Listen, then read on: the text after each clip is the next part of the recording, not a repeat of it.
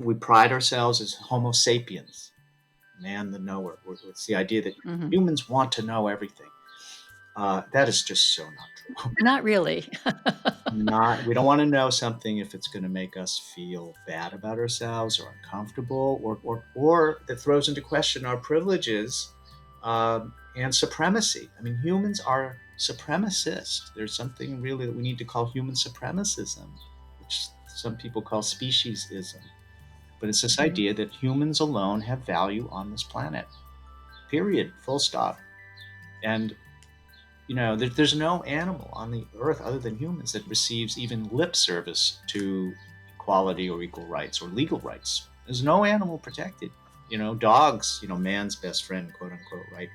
They're eaten in the millions in Asia. They're experimented on in laboratories in the United States. So no one is safe.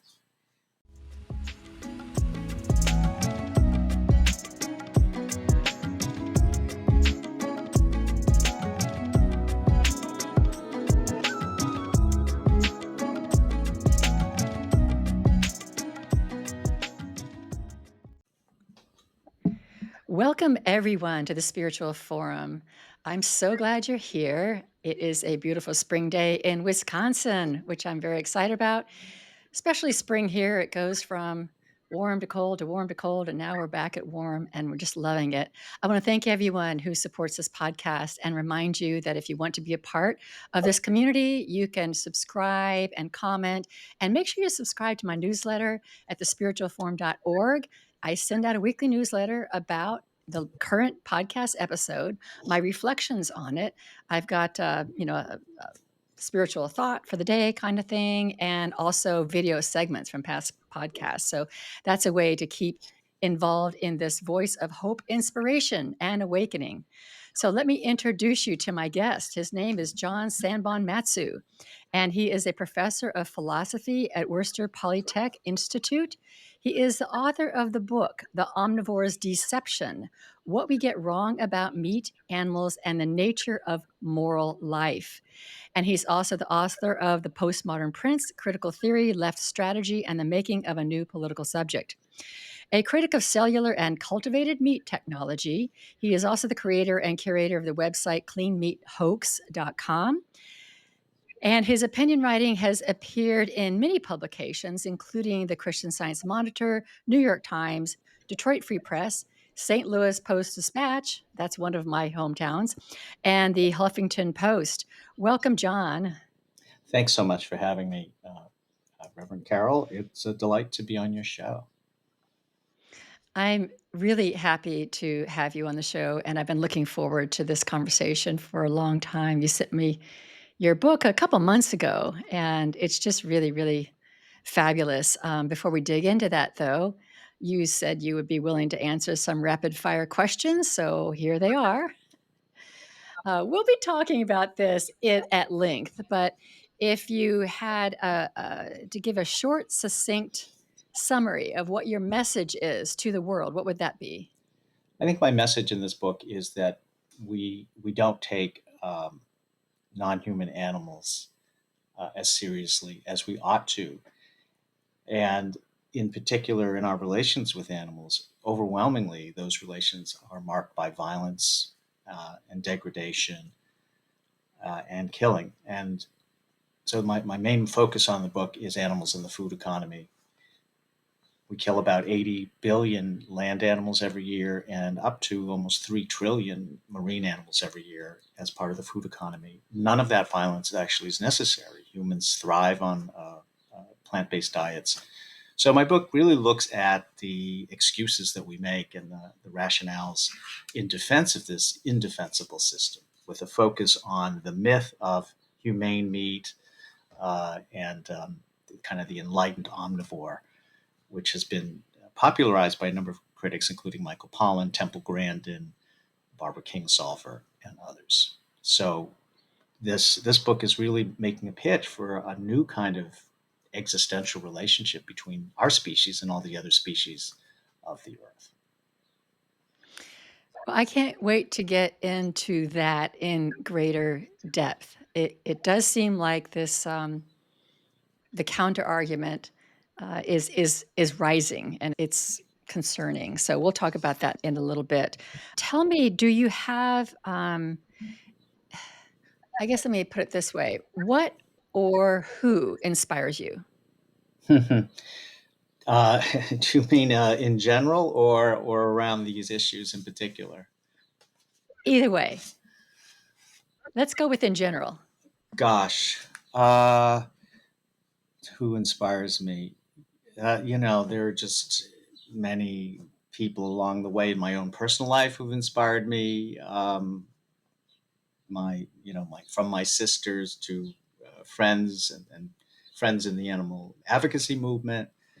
But I'm inspired by the great writers of our civilization and by philosophers and spiritual leaders. I don't know. It's a tough question, just because there's just It is hard so many. it's hard to hone it in. Yeah. It doesn't have to be just one person, Yeah. and it doesn't have to be the only person, you know? We have a lot of inspiring people and ideas in our lives, and I think it is a hard question to just pick one. Um, but I think it's wonderful that there's a lot of inspiration, you know?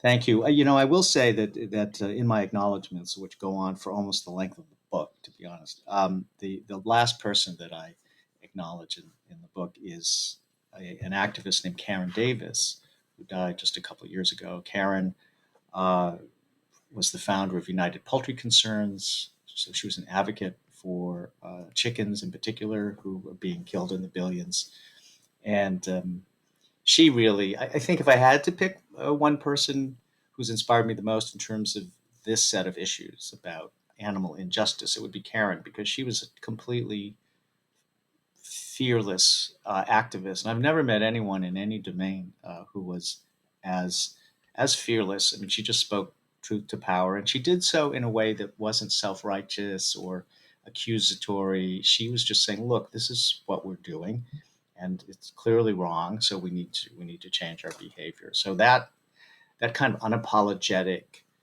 um, you know, single mindedness has been an inspiration to me. And as I put it in the book, her moral compass always pointed north. That's how I Mm. feel. Yeah, people like that are rare. Yeah. Mhm. It's rare, and when you find one, it's a gem that's a bright, bright, bright light on the planet, so God bless her, yeah. Okay, the last one's a little bit should be pretty easy, should be. What brings you joy?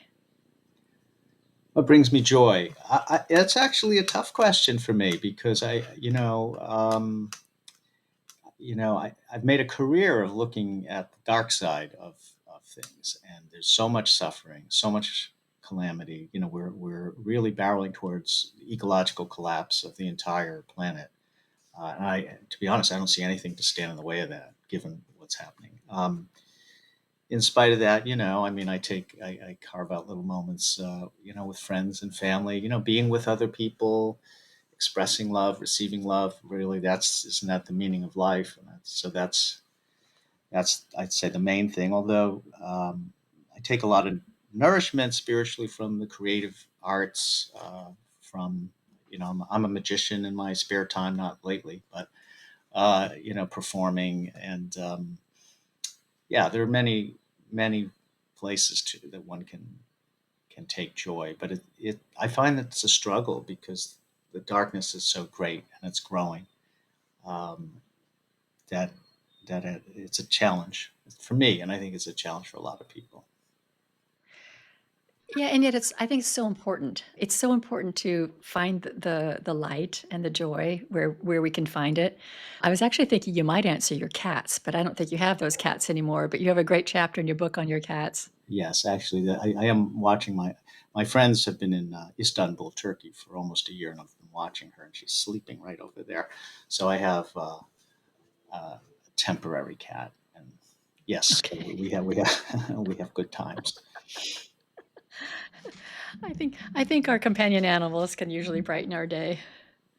Yeah, well, it's a cliche, but they're so much less complicated than human animals, who are Yeah. difficult to understand, quarrelsome, dangerous, etc., etc. So that's why people actually have, in some cases, closer relationships with their companion animals than with humans. I mean, uh, it's not anthropocentrism or something like that. It's not a projection. I mean, you really can have a close emotional bond with a member of another species without all of the stuff that gets in the way of that connection. That we humans are prone Mhm. to. Mhm. Mhm. Yeah, I think we'll get into the individual personal relationships that we can have with animals and how they are all individuals.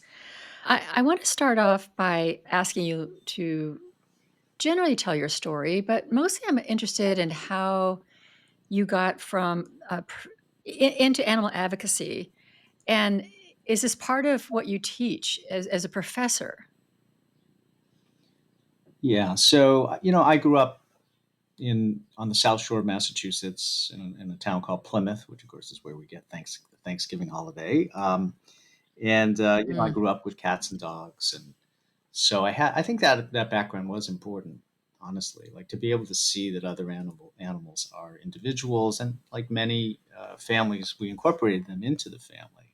They were treated with a lot of respect, and they all had quirky personalities, so they weren't all the same, right? Which is the way we often view other animals. So that background, as I say, was important.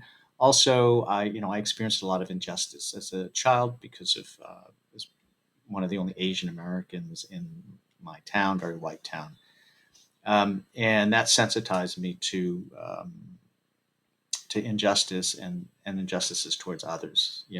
Kids being bullied for being disabled, or girls being harassed by boys and so forth. So anyway, I mention these things because I think they were part of the mix. It wasn't until I got to college, though, that I happened to run across Peter Singer's famous book, Animal Liberation, which he published in 1975, and I encountered it in the early 1980s, and that had a big impact on me because I think, like many people, I had in the back of my mind that there might be something uncomfortable about meat eating and our relation to animals through the food system. But it was never, it was inchoate, wasn't. So when Singer names the problem and describes these horrific things that we do to animals in industrialized agriculture and in scientific research, uh, it did impact me, and I eventually, I think not that long after that, actually, I became a vegetarian and then a vegan 3 years later. So it's been next year. I think it'll be 40 years since I became a vegan. Um, wow. yeah, and yes, I do teach these issues regularly in the classroom, in most of my classes, one way or the other. I do because I think it's important. So what would the name of that class was is it a class on this, or is it you weave it into your I do philosophy have lesson? one seminar that I teach periodically in critical animal studies that focuses on our relations with other animals. But for example, if I'm teaching existential phenomenology, there's very interesting work done in phenomenology on our relations with other species. In my ethics class, we look at utilitarianism and what's called deontology and feminist care ethics in relation to other animals. Uh, Etc. So I plug this issue in most of my classes because, and this is something I point out in the book. If you think about what it means to be human, we can't disentangle the human project, from this identity that we've constructed for ourselves in opposition to all the other beings of the earth, whom we dismiss as quote animal. And of course, what's strange about that is we are animals. And when it's not that we're like animals, and this is something I encounter with my Mhm. students.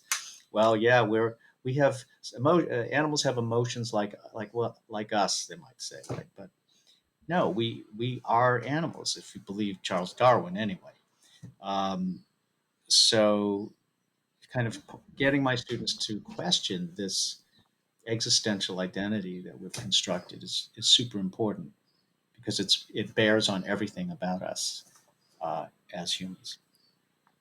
I believe it does, but I'm curious about their receptivity. Um, so, I have nice students and they're smart. And the most of them, almost all of them, get it. When if I show them videos like "Meet Your Meat" by PETA, or other videos of the atrocities that we routinely commit against other animals, if they read philosophy, ethics, moral philosophy around our relations with animals, they do get it. They understand it. And not only that, they're against what we do to animals. That said, their response is very characteristic of mainstream society, which is to say, oh, I'm against that factory farming stuff. That's just wrong. I think we should treat the animals with respect, and give them a good life before we harvest them and eat them, kind of thing. So, and that is, a lot of what my book is about, is deconstructing those stories that we tell ourselves, that we can actually somehow exploit and kill these sensitive beings in a way that doesn't violate their dignity, that doesn't cause them harm, that doesn't um, degrade them. And there's no way to do that. What I think of is, the way I put this in my own mind is that other animals on the earth are worthy of their lives and are worthy of our love, actually. And one can't love what one seeks to destroy. And it doesn't matter if you're trying to destroy the other, with minimal pain. There's no greater um, contempt that you can express towards another being than to seek their destruction. So one of the problems with animal advocacy for years has been the influence of utilitarianism, and this idea that, well, the problem with the way we relate to animals is that we cause them suffering. That is not the problem, in my opinion. Hmm. Hmm. The problem is that we exploit their vulnerabilities and that we kill them.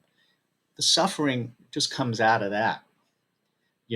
Very few people set out to literally cause suffering to animals. I mean, hunters do, and so on, maybe. But in the food economy, it's not about that, right? It's about profit, and it's about catering to base desires. So I'd say maybe maybe two students out of 40, after they go through some portion of this in my classes, will come up to me later and tell me they've become a vegan. So Mm. it's like 1 out of 20. And it isn't my job to convert them into veganism. That's not. I'm educating them about the structure, and what they do with that is up to them. But they, these, as these ideologies of domination, of animals being there for our purposes, are so deeply entrenched that even when we are exposed to the facts, we're resistant, right, to changing Hmm. our behavior. Hmm. Yeah, there's so much resistance, and I find it really interesting that on one hand, people can say that exploitation and slavery is immoral, and on the other hand, we engage in exploitation and slavery, and we don't see how those two go together. That it's okay as long as animals. And to me, the root is the idea that another being is here for my purpose. To me, that's the root under all of our problems. Yeah, well, certainly at the root of many, most, or possibly all of them. Yeah, it's, I count myself as someone on the left politically. I'm part of a tradition of universal emancipation that goes back centuries, and it just flummoxes me that people on the left are they their attitudes towards animals are almost the worst, and as you say, the liberatory movement is supposed to be against injustice, against, you know, violence, against exploitation, against commodification of life, all these things. And yet, when we participate in the animal economy, we're affirming all of those very things. So it's clearly a contradiction. And one of the things I pointed out in my book is that, and I teach ethics again, is that in no other domain of moral life that I'm aware of would we say that action A is neither better nor worse than the opposite of action A. And an example I give in my book is no one would say that caring, for and loving an elderly parent is neither better nor worse than shoving them down a steep set of stairs. But in our relations to other animals, though the opposite uh, kinds of actions are treated by our society as equivalent. So that, the same newspaper one day will have some story about a vegan chef. And then the next day, or maybe even in the same paper, it'll profile a deer hunter, and in this very positive light. So hurting animals, killing animals is seen to be neither better nor worse than loving animals, caring for animals. So it's a very bizarre thing when you think about it. But people don't. But Yeah, that's I the whole think it's point. just lots and lots and lots and lots of conditioning. Yeah, we're not thinking. It's something that we inherited, and then it becomes something that's very cultural. And now you're kind of messing with my culture, and you're messing with my family, and you're messing with what I like. um, it's very interesting that the defenses come up and the offenses come up whenever this topic comes up. And you go through some of the classic ones, like, what about plants, um, and it's better to at least know where my meat comes from than to not know. And well, there's all sorts of lots of them. Do you what? Why don't we hit a couple of these, like the plants one? The people say, I get on Facebook all the time.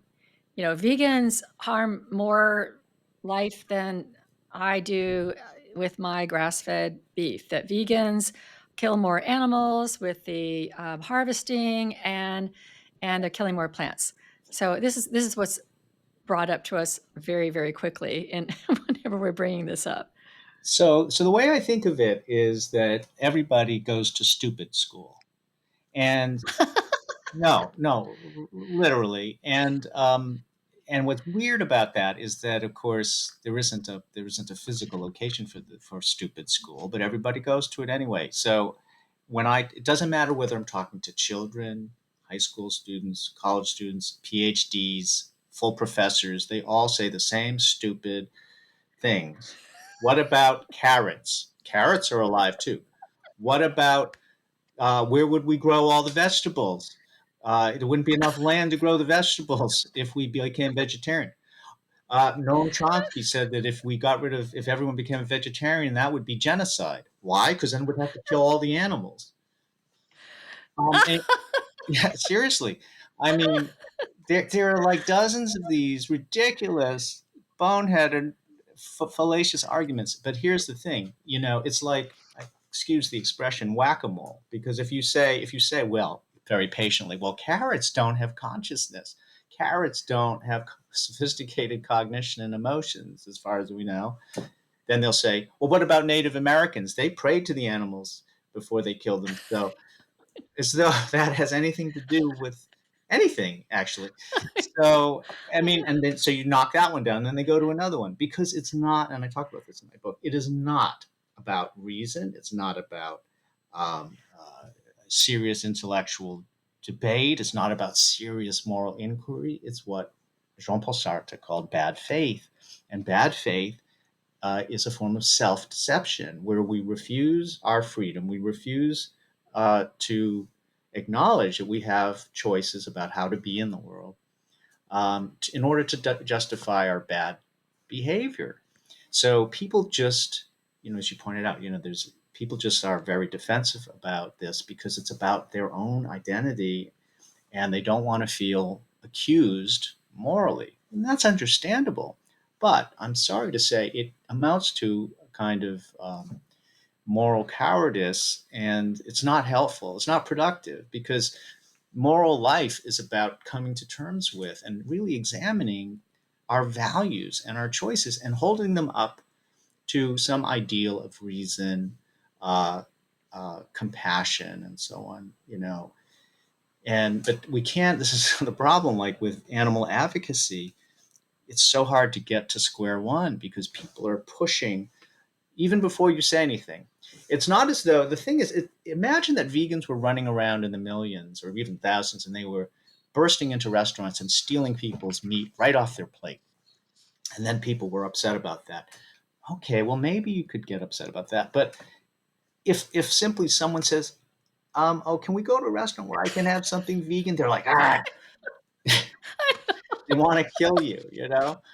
I mean, I know. it's this instant aggression, and we see this pervasive. You know, it's pervasive throughout the culture. So that comedians, everybody makes fun of vegans. It's the one socially sanctioned group for insults. You can't these days. You are not allowed, okay, to ridicule entire groups of human beings except for vegans, vegetarians, and animal rights people. That is true. That's That is fair true. game. Yeah. That's fair game. Mhm. But there's a reason for that. It's the mob mentality. You know, when I make fun of vegans, then I feel like I'm part of the majority, and we decide what the deal is, uh, uh, and it's a way again of just fending off any self examination. I've seen this happen many times by ministers from the pulpit. They get this universal laugh when they say something and they go, "Sorry, you vegans," whatever it is, kind of like a belittling, sorry. And it's kind of like a ha ha, we're all one. And these are people. I mean, like, they could be unity ministers, which is really all about being one. It's not so it's like, how does that happen and you can't see that? I've also been, like, on Facebook groups. I don't say anything really about being vegan, but I may say something like, "How can we expect to be free as people if we enslave others?" And I'll say, like, for example, the animals. And I say that, and I might as well just put a target, on my face. I've been yelled at, I've been ejected from groups, and I'm not even saying anybody's doing anything wrong. I'm just asking a philosophical question, you know? It is true. So I don't know if you know anything about unity. This is my ordination, one of my ordinations, and uh, Charles Fillmore and Myrtle Fillmore, they're the founders of Unity, like 135 years ago or so. They originally were ethical. Well, they were originally early on in their founding. They they were ethical vegetarians. Now, I think they Hmm. were pretty much vegan because they were Hmm. about not harming animals. I think they might have used some dairy, but I don't know that they made the connection. I don't think it was like it's okay to harm these but not others. But they really believed that there was a connection between the violence we inflict on people and wars and everything. Like, we'll always have that as long as we're eating animals. Very, very clear. It's really interesting. That was kind of part of the unity teachings early on, and I didn't you know don't that. see that at all now. Yeah, it's fascinating. It's fascinating. I'm trying to kind of resurrect it, but but you go you go to Unity Convention and look at everybody's breakfasts and dinners, and it's like, "Oh, well, no." Oh, And they'll say, "Well" Go ahead. oh, no, no, sorry to interrupt. I was going to say, I have a very good friend who works in Buddhist circles, and it Ah, just yeah. drives him nuts because if anybody should be thinking about what's on that breakfast plate, it ought to be the Buddhists who preach, as it were, universal compassion, the need to ahimsa and relieving suffering, and so my friend just gets apoplectic that year after year after year, Buddhists are still, at conferences putting the meat out there without a second Yeah. thought. It's really incredible, really incredible. It is. Yeah, my other ordination's an interfaith ordination, and that seminary, I had to immerse myself in different world religions and go to the temple or the synagogue or whatever, and so we were doing Buddhism, I went to a temple in Evanston, Illinois. I know you have some background in Illinois, so you probably know where that is. Yeah, And, it was just me and all these men, and I was chanting with them and doing whatever they did, at this particular Buddhist temple. And then afterwards, we talked and they said, "Join us for lunch?" I said, "Sure." So we went across the room to this Thai restaurant. And so they're all ordering. And I'm like, they're ordering, chicken this and beef this. And I order my vegan dish. And I'm like, you guys, you guys, I'm not Buddhist. You guys are Buddhist. And what they said to me was, well, the Buddha said that you don't want to ever, insult, who's serving you. And I'm like, yeah, but you're ordering from a menu." Well, I'll share another anecdote. Thank you for that. I mean, there's a very prominent writer, environmentalist philosopher, whose work I always admired, and and he came to my campus some years ago, and really profound thinker in a lot of ways. And I said I'll take him out to dinner. So we were driving around. He says, "Well, I have to go to a steakhouse." Okay, so I take him to a steakhouse, and he orders chicken. And when the chicken arrives, he sits there with his head bowed and prays and thanks the chicken for coming, to his plate. Uh, and not only that, he told me he'd become a hunter and he convinced his vegan girlfriend to become a hunter because he, quote, wanted to participate, is how he put it, in nature. So, oh, the thing is, there again, we're just saying the same thing, but the ideology is so thick, you need a chainsaw to cut through it, honestly. And Mhm, the the whole society is organized around not knowing. We pride ourselves as Homo sapiens, man the knower. It's the idea that mhm. humans want to know everything. That is just so not true. Not really. Not We don't want to know something if it's going to make us feel bad about ourselves or uncomfortable, or that throws into question our privileges, and supremacy. I mean, humans are supremacist. There's something really that we need to call human supremacism, which some people call speciesism. But it's this Mhm, idea that humans alone have value on this planet. Period. Full stop. And there's no animal on the earth other than humans that receives even lip service to equality or equal rights or legal rights. There's no animal protected. Dogs, man's best friend, quote unquote, right? They're eaten in the millions in Asia. They're experimented on in laboratories in the United States. So no one is safe. Of course, humans treat each other terribly as well, to be sure, but at least yeah, nominally. one of the quotes that I pulled out of your book was, "Never listen when they tell you that man and animal have a common interest." And who says that? Do you remember? I don't remember who said that. Who said that? That's George Orwell in Animal Farm. Oh, oh, yes. Yes. I read Animal Farm when I was 10 years old, and I was I isn't that crazy? I was at Girl Wow. Scout camp, 10 years old, and I read Animal Farm the 2 weeks I was at camp, and I was so into the totalitarianism and at 10, and the animals as well. But yeah, that was one of the pigs. That's right. I mean, and that's the thing. Orwell was not a vegetarian, okay? But if you think about, and that's a brilliant. For those folks who haven't read it, it's a satire, a critique of communist totalitarianism, particularly in the Soviet Union. It's a brilliant novel, and it's about animals on a farm who revolt and overthrow the humans who run the farm, drive them out. And then what happens is, it was this struggle for equality, and then the revolutionary pigs who organize the thing begin to take over, and then they install a new hierarchy, a new mode of domination. Mhm, And that's mhm, what Orwell is saying. He's saying, look, I'm sympathetic to communism, but what actually happened in the Soviet Union, right, was that this revolution occurred, and everyone was really happy. Well, many people, and then the clouds came in, and Lenin, and then Lenin gave way to something far worse, which was Joseph Stalin and so forth. But what I argue in my book is that Orwell could not have come up with this allegory if he couldn't draw on the fact that the way we treat other animals actually is totalitarian, because it is. he goes into great detail in that short novel about all the ways in which animals are whipped and chained and killed and brutalized and castrated, and so try to imagine, instead of it being called Animal Farm, Orange Grove or Artichoke Farm. What he couldn't make a convincing analogy between totalitarianism and the harvesting of artichokes, because artichokes Mhm. don't have consciousness, and we're not in a relation of domination with artichokes. We are in a relation of domination. domination with farmed animals.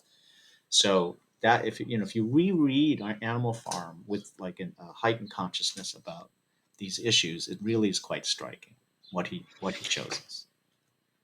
Yeah, I do need to read it again. It's been a long time.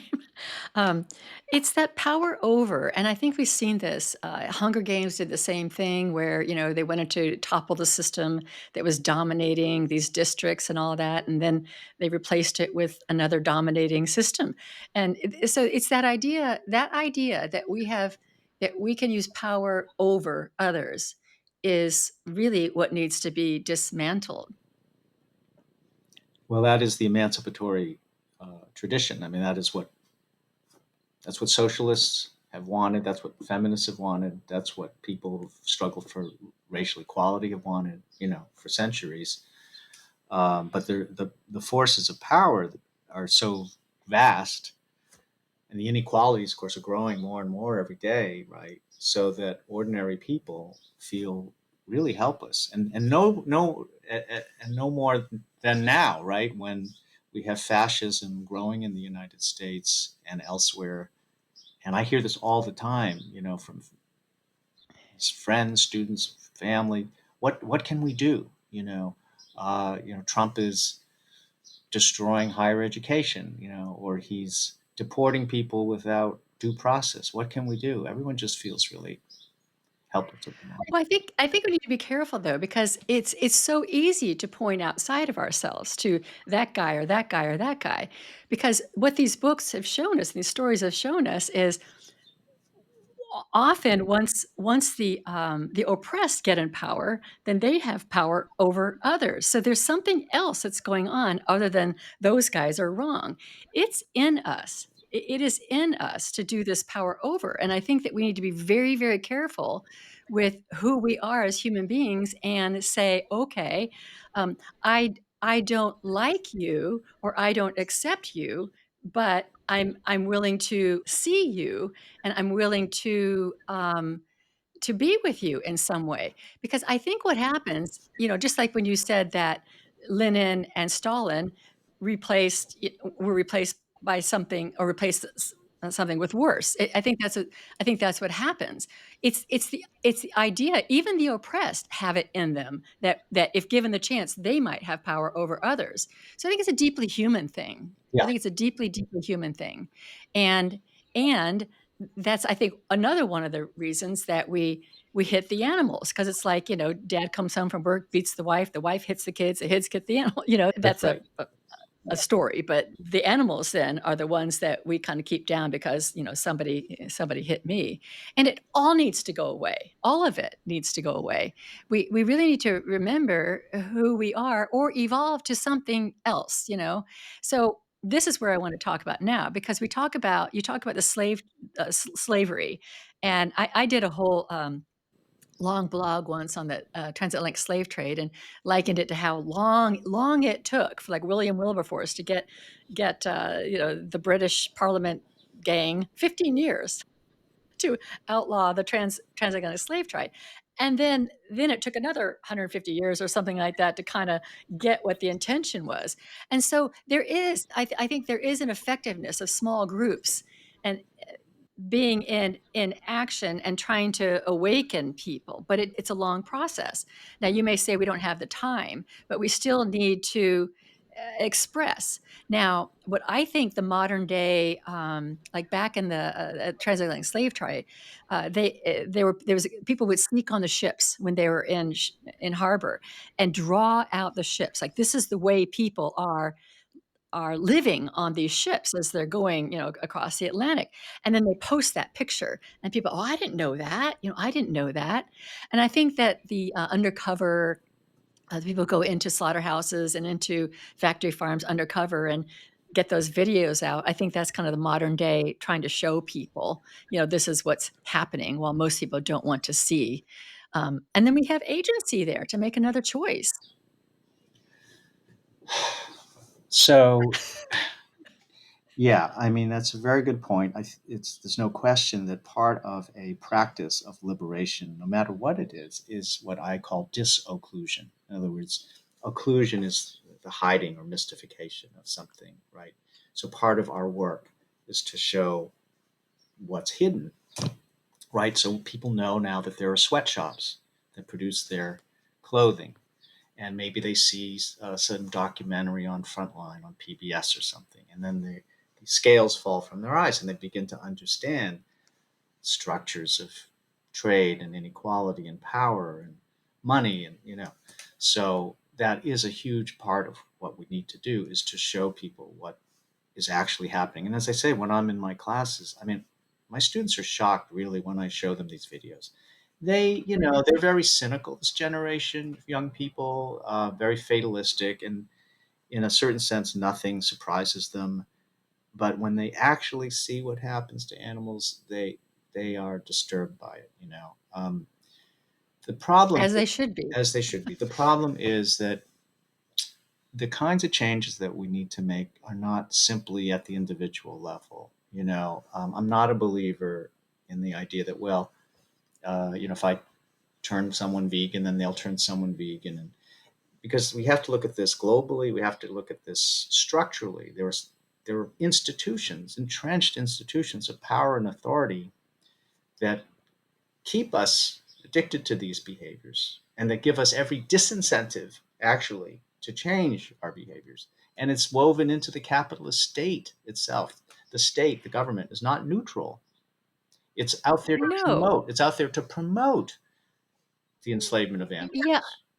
yeah, I agree with you, but I think that we somehow agree to be governed, and I think all of it needs to be thrown off. Now, this podcast may get get taken off YouTube, but but it seems like we agree to be governed, and we agree to be in all of these structures. And I don't know the solution. Maybe it's all going to come down, and we end up starting all over again. Maybe this has happened many, many times. But I do think this agreement to be in these bigger systems and giving up our power to bigger systems, bigger government, bigger corporations, and all of that. I think we need to stop that. Now, how to practically do that? maybe Well, then, maybe just all stop paying our taxes. yeah, I mean, I don't have the solution, but I have to say though that we actually don't consent in many ways to what happens because we're never given the choice. For example, good example is AI. Okay, AI is Mm, being rammed down the throat of everybody in society. yeah, In higher education, it's destroying higher education. Actually, it's corrupting students, it's corrupting faculty. Okay, so then the question is, well, why is AI everywhere? Why is it being thrust into everybody everywhere? And is it because everyone wanted it? Did we consented to it? No, no, no, no, no. Okay, the I get entire you. Yeah, juggernaut is being driven by a handful of extremely, well, in fact, the most powerful corporations and wealthy men on the planet in cahoots with the military industrial complex, etc. That is what's driving it. And that power changes the way people perceive reality. And if you have a kind of misperception of reality, then you don't even know that you're being hoodwinked. You don't even know that you have a choice to refuse something. It's complicated because people don't consent necessarily. They consent in the sense that someone else creates reality for them, and then they live in that reality. But believe me, a hairdresser in Nairobi, and a taxi driver in Vienna had no say about AI. Okay, no one asked oh their no, I opinion. I I, I get you. You know what Yeah, I'm no, saying? No you, one you asked you'd their you'd have opinion. to kind of you'd have to like create a parallel society. You'd have to pull away from this one, and build something else. I mean, that may ultimately be what happens. But let's go back to that word consent that you use, because what if we built a society that was based on consent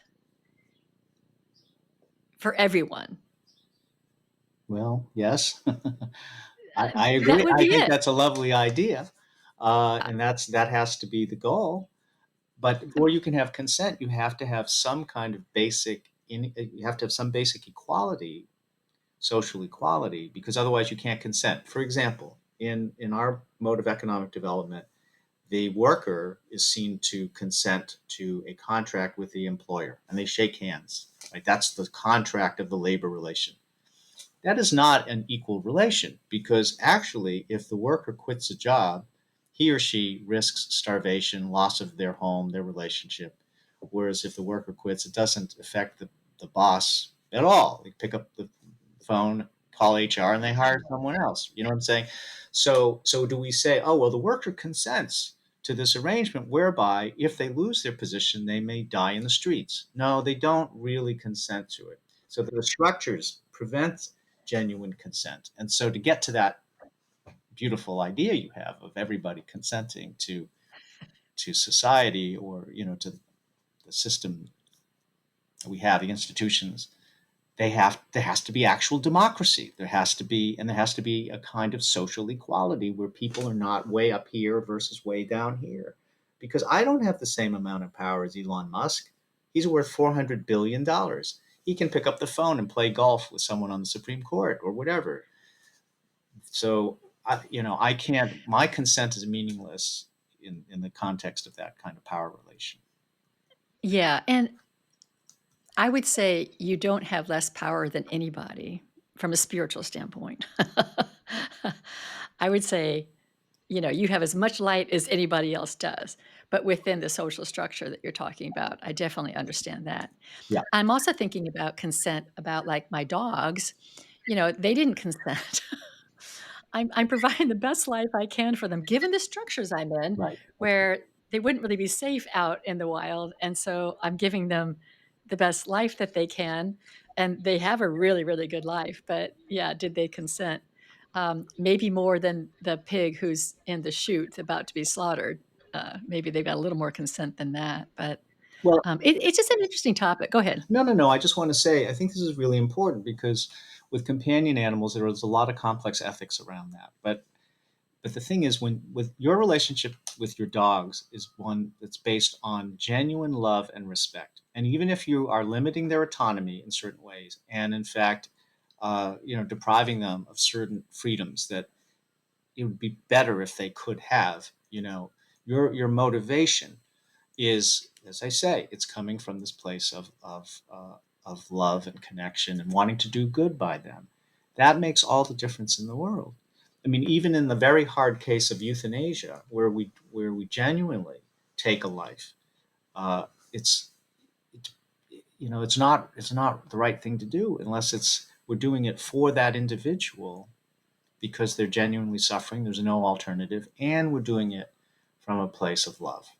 And the animal system is not based on any of that whatsoever. So all of this talk about compassionate killing and humane meat, and it's just a subterfuge for violence, aggression, and violation. Well, let's turn to Martin Buber then at this point and the I-thou relationship that you highlight in this book. And I really like that chapter in the book because it calls us up to the highest level of being human. And we kind of skipped over where some of this dominion comes from. I don't wanna lose track of that because I know some of this is, quote, "biblical," but I don't even believe that this was ever the intention of the divine or the creator or the energy under all that is, and I don't even think it's biblical, but that is something that's used all of the time as an excuse for dominating animals. I think the divine created us to be in this I-thou relationship that you talk about. So let's get to that because I think this is the vision. This is what if we can imagine this and we can engage in it in small ways in our life, then I think it opens up more light to be shed on all of this and possibly make a change. Hmm. So Martin Buber was one of the most important theologians, philosophers of religion of the 20th century. He was born in what is now Lviv in Ukraine to Jewish parents, and his theology is based on kind of the mystical tradition within Judaism, particularly Hasidism. And without going into all of that, the Hasidic thought really is about not creating a division between ordinary life and then this transcendent divine being that has nothing to do with the temporal, right? That there's a way in which we can participate in the divine through mitzvahs, through prayer, through connection with others, and so on. So Buber, in I think 1923, is when his book first came out in German.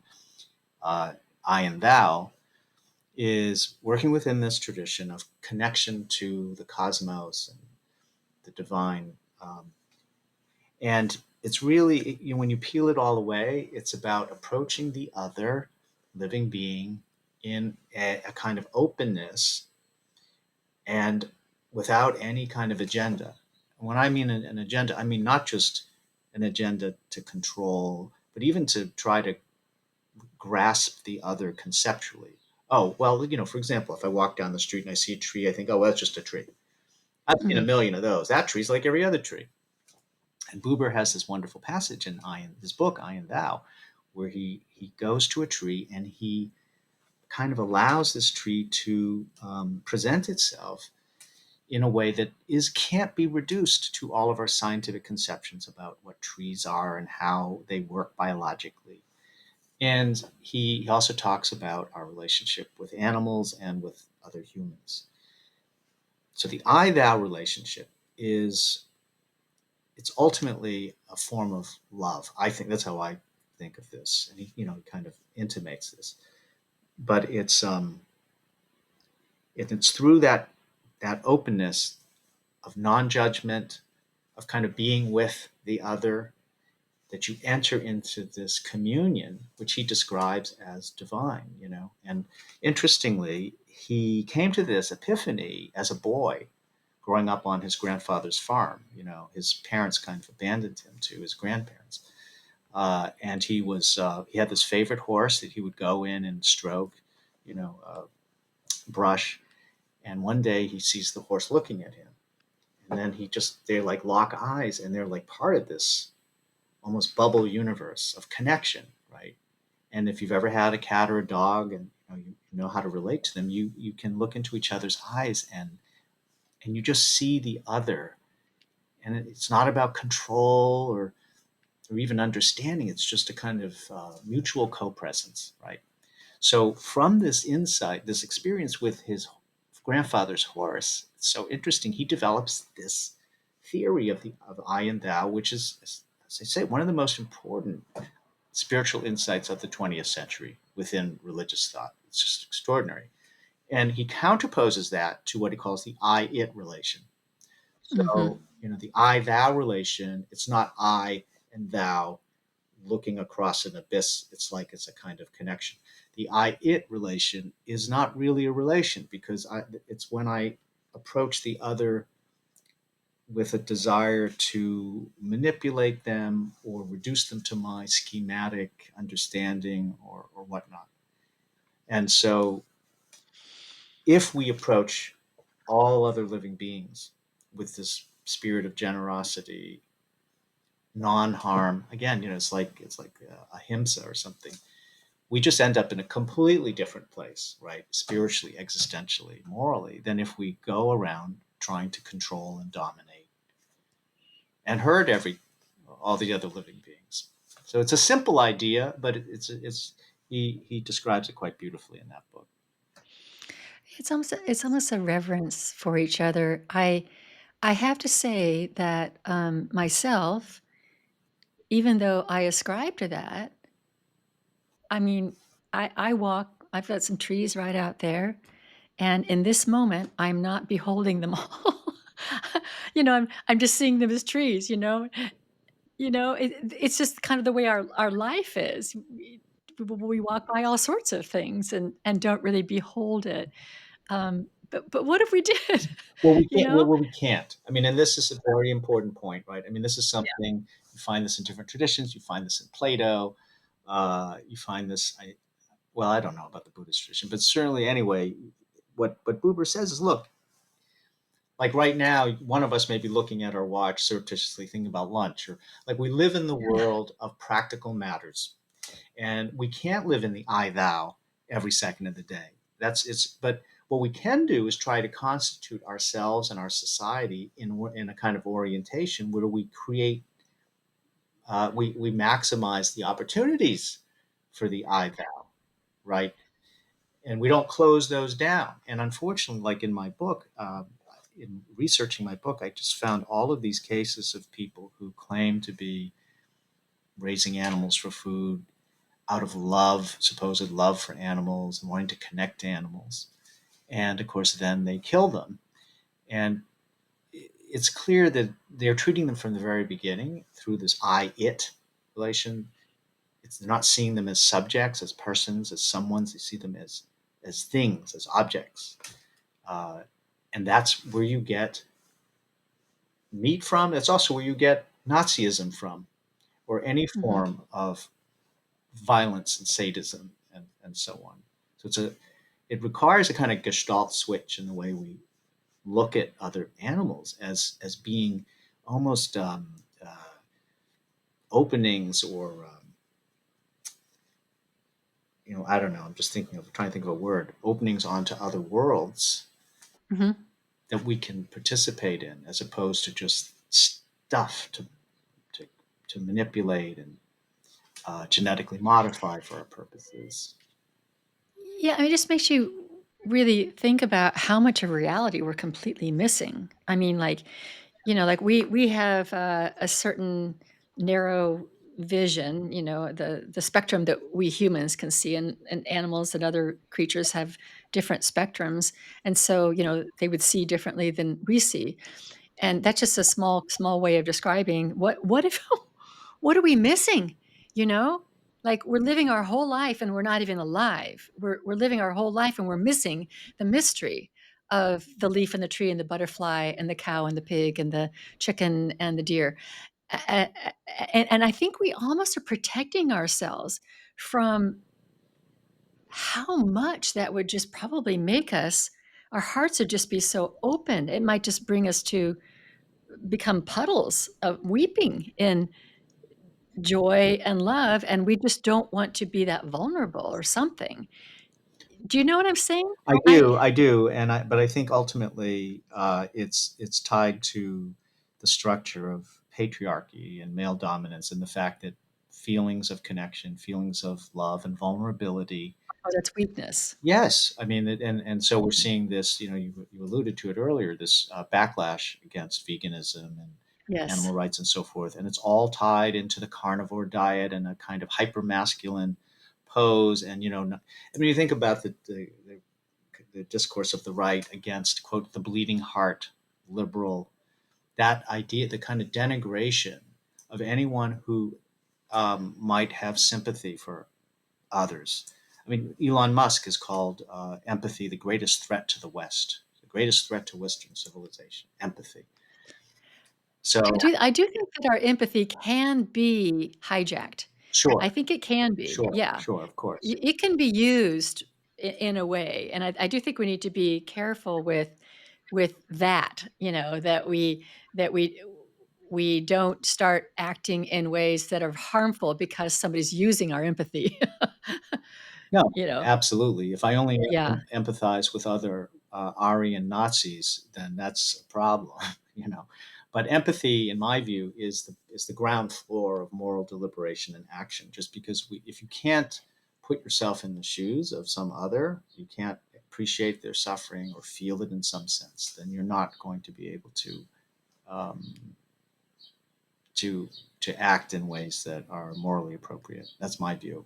So anyway, I'm just saying that the kind of aversion to vulnerability and feeling is very much part of the gendered system that we live in.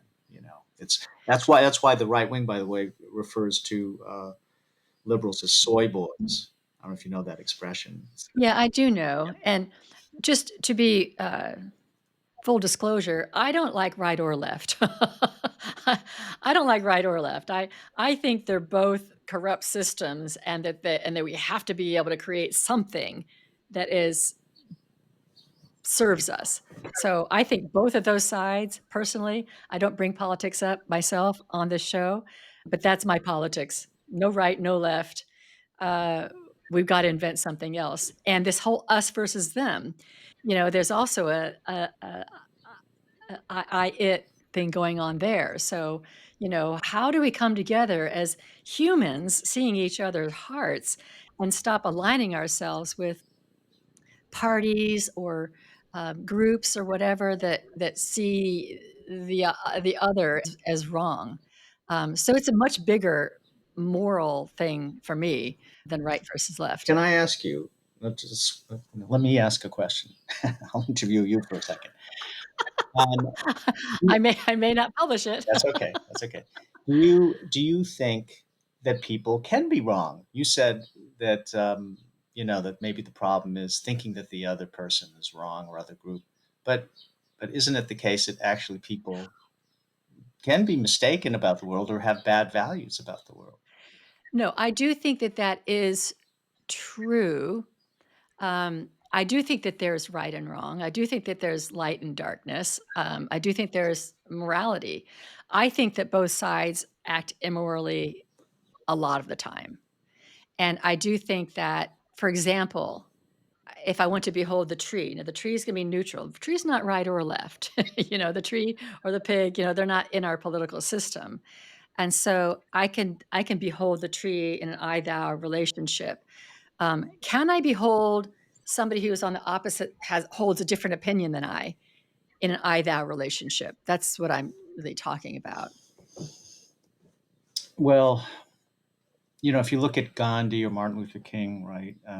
Gandhi had this idea of satyagraha, of speaking truth to power, which King and the SCLC, Southern Christian Leadership Conference, used, right, to smash the only word for it, smash segregation in the South. And there was a way in which, you know, direct action, civil disobedience, nonviolent action was the whole point of it was to respect the other, not to call them names, not to commit acts of violence against them, but nonetheless to say, no, what you're doing is wrong and we can't tolerate it and it has to end now. And it was said respectfully, but also firmly. And I think that, like, when we look at animal injustice, what's happening to the animals, what our species is doing is completely unacceptable. There are powerful interests that are maintaining this, and evil forces, really, and they need to be opposed. And I do think there's a way to oppose those forces without instantiating another hierarchy, or, as you say, like, and we get in charge and we're going to kill all of them, kind of thing. Like that. But that doesn't mean that we don't have to keep going on, because I know you don't want to talk about politics, but I do think that all social change, and we have, several centuries now of studying social movements, having a history of social movements. We know how change happens, and it does happen through struggle. It has to do with struggle against uh, powerful forces, political forces. You know what I mean? But I think we agree that how you do that matters, and you don't want to dehumanize the other, just as you don't want to be dehumanized. Yeah, I think we just all need to be really careful. If we want a world of love, we really have to be loving. If we want a world of peace, we have to have peace, find peace in ourselves, first. And I feel like we bypass that a lot when we're out there shouting at the other. And so I'm not saying it's just singular. I only can work on Carol. That's the only thing I can do. But I certainly have to work on Carol in order to be effective as a person out there speaking about morality or about fairness or about love or harmony or whatever. So I do think it takes that inner work too. Um, but I don't want to lose the animals in this whole conversation. Absolutely. I want to make sure that we've gotten everything. Can you just tell me what caused you to write your book at this time?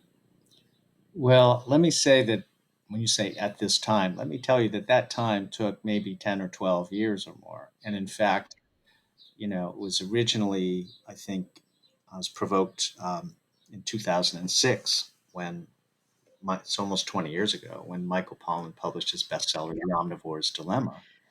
Yeah, I wanted to talk about that. Yeah. Yeah, And yeah. that book, I felt instinctively at the time what was going to do enormous damage to animal justice, to animal advocacy, veganism, and so forth. And I was right about that. But it did take me some years to get together the courage to actually read the book, and it was even worse than I imagined it was going to be. So my book's title is, of course, a play on Omnivore's Dilemma. My book is called Omnivore's Deception, and what I'm trying to do, and the reason I wrote the book, right, trying to do is to tear down these different many layers and levels of self-deception that we're involved in to keep doing what we're doing, which is just it's really, I don't even have the right words to describe the scale or the intensity of the harms that we're inflicting on other animals completely needlessly. So was my book is meant to be, the reason I wrote it was meant to be an intervention against a kind of quote enlightened omnivorism, the idea that we are biologically meant to eat animals, therefore it's right, therefore it's the best way to be human. Every part of that string of arguments, those propositions, uh, is simply wrong, and I show that, I think, in my book. Yeah, I have not read his book, but I have read some of his essays, or maybe there were segments from his book. I can't remember. I thought it was very difficult for me. I remember he talked about how he had like selected a cow, like this one cow he was going to watch go through his life or her life. I can't remember if it was a male or a female, and all the way through slaughter, and that this was his way, I guess, of really being present with the whole process of how his food gets to his plate. And I remember him saying something like, I wore the same blue plaid shirt every time I Orange saw the sweater, cow. same orange. Orange sweater. Okay. So and somehow the cow didn't respond to him or something. And so it just kind of showed that the cow was not a sufficient, I guess, not Well, not sufficient. just stupid and Yeah. worthless in a certain sense. Yes, that's Yeah. Like it deserves this kind of thing. absolutely.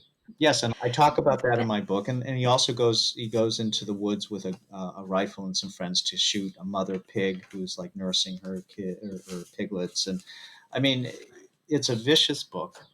And as you say, he goes out of his way personally to kill animals throughout the book on Joel Salatin's farm and so forth, simply so that he can write about it.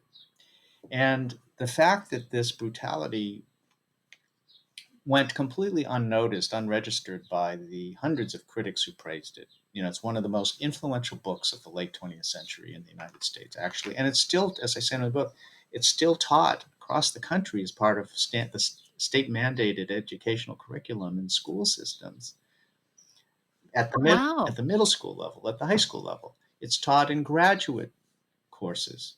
And I think that book is taught in more different kinds of disciplines than any book ever published. I mean, it's taught in environmental studies and food science and ethics and writing and rhetoric and literature and American studies and history and.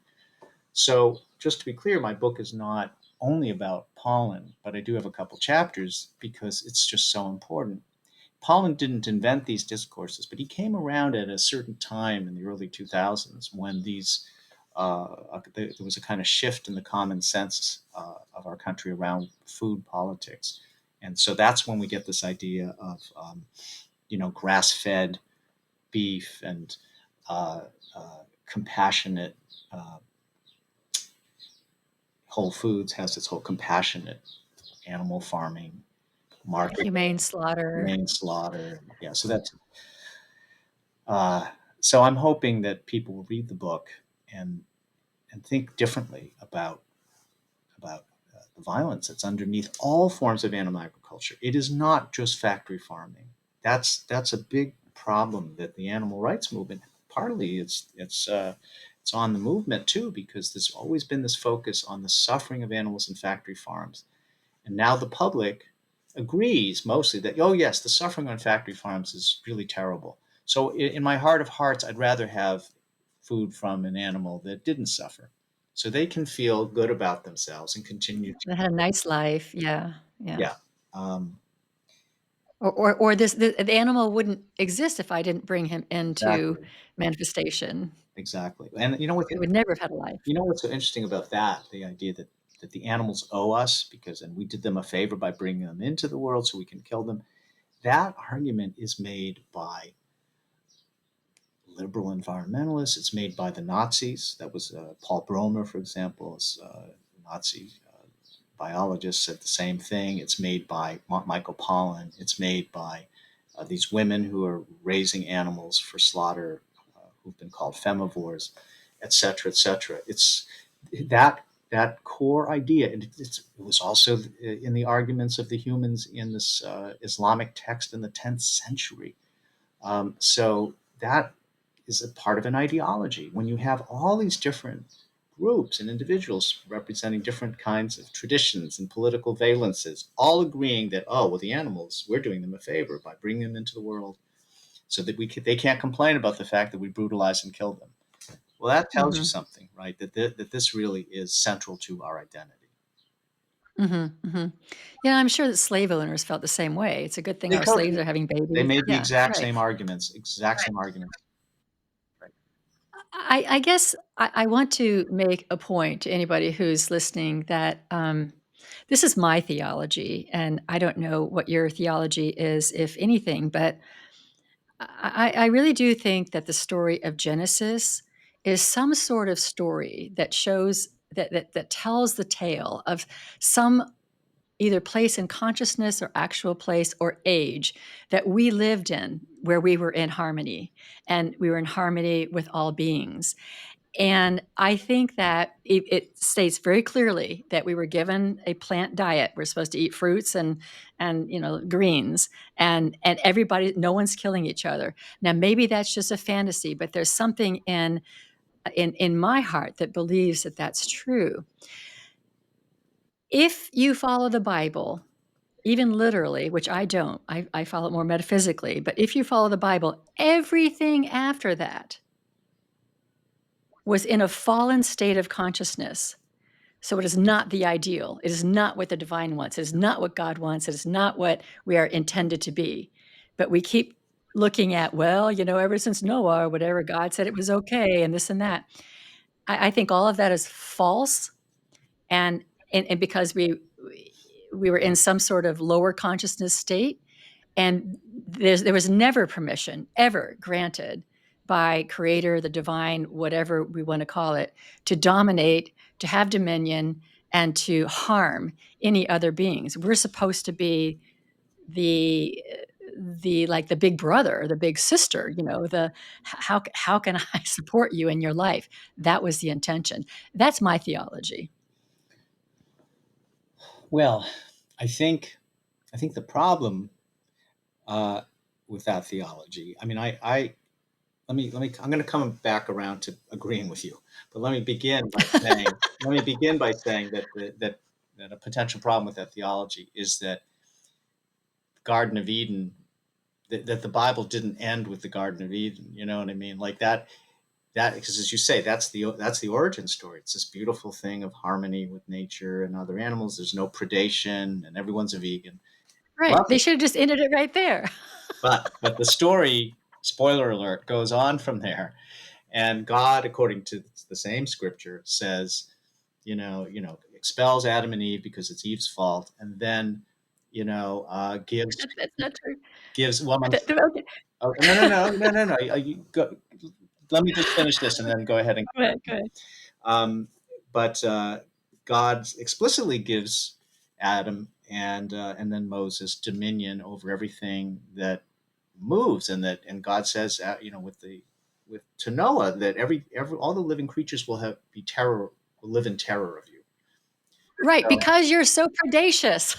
yeah, yeah, Because yeah. But I'm saying that because you're there wasn't an epilogue. If only the Old Testament had an epilogue where God got around to saying, hey, by the way, this last 1,000 pages of bloodshed and murder and all the stuff, hey, just remember what I said in the first chapter, which is that your true essence is to be living in karmic harmony with all your neighbors. But unfortunately, there isn't the epilogue at the end of the old. Okay, John, here's my And here I counterpoint. am mansplaining to a minister. Wow, that's really bad. But It's fine. I accept it. Here's my counterpoint. Humanity was in a fallen state at that time and couldn't even see God. So they thought God was saying all of that. That wasn't God saying all that. That was some sort of imposter. That was just a reflection of what they already wanted in their fallen state. I don't believe God was talking to them in that way. They were in a fallen state. So that's how I see it. yeah, no, I mean, but this is, as you know, this is the problem with fundamentalism is that we can look at the same text and interpret it in a million different ways. And I love your interpretation, and I think that that as a if we're to embrace any spiritual tradition or idea, it has to be something like Eden, right? And one Yes. of intersubjective love and so forth. Totally on board with that. But we can't. But if you were to say, "Well, I have the one true interpretation of this book," I mean, you can, but every all the other religionists will say, "No, I have the one true interpretation." I get it. I get it. I just think it's an interesting observation that everything outside of Eden was a world of perception, a world of judgment, a world of separation. Right. Eden was not that. So from that standpoint, if you think everything written about what was going on at that time is true, it was all perception. So anyway, That's all why right. they call it the fall. That's why they call it the fall. Right, right. And so just a little plug. I have an annual retreat I do at Unity Village, and my very first one was called The Road to Eden because I think, it's about the road to Eden, like we could keep on that road going back to Eden or forward to Eden. My retreat theme this year is Homo Ahimsa, rising. So I it's Oh, about that's it's about nice. rising Nice. I love to that. another consciousness, another species, and Love I'm it. I'm always hopeful. Yeah, yeah. Okay, well we've gone way over our time. I've taken a lot of your time. Can you tell me what else you might want to share that we didn't bring up? Because I know we didn't bring up a lot, but anything else that you feel like we missed? Thank you so much for having me. Let me just clarify the title because the we had one subtitle for the book and then it changed. So the correct title of the book is "The Omnivore's Deception: What We Get Wrong About Meat, Animals, and Ourselves." Oh, in ourselves. Yeah. Okay. Okay. Um, I kind of like the old subtitle too about moral life, but that's passe. Um, Okay. I think what I argue early in the book, as you know, is that we're entering a period of ecological collapse, and what few people understand is that most of that is being driven by the animal economy. That that's the number one most destructive force Mhm. on the earth, and we do not have time. We've run out of time to save this planet. So it's like an all hands on deck moment, and but it isn't just the other part. I want to say the other message is that it isn't just about quote sustainability. It's about how we define ourselves as beings on the earth. Do we want to define ourselves as the demons of this planet, who are going to continue to systematically harm and enslave and kill all of our neighbors, or can we have this uh, Homo Ahimsa, a new conception of what it means to be human? And that is an urgent, urgent matter. And so, whether your listeners read my book or similar books, I hope they uh, take this issue really seriously because it's it's urgent. It really is urgent. Thank you, John. Thank you for this dialogue. It was a lot of fun. Thank you. It was a lot of fun, and we've just touched the surface of things, but it was We have, I know, we didn't even cover what do they call the femivores, feminist femivores. Yes. femivores, Yes. femivores. Oh, that was rough. Maybe we'll have you back on, talk about that. But there's a lot of really good stuff in your book, and we'll have links to all your work in the podcast show notes. Thank you so much. So be well. Yes, be well, everybody, and I now close the spiritual forum.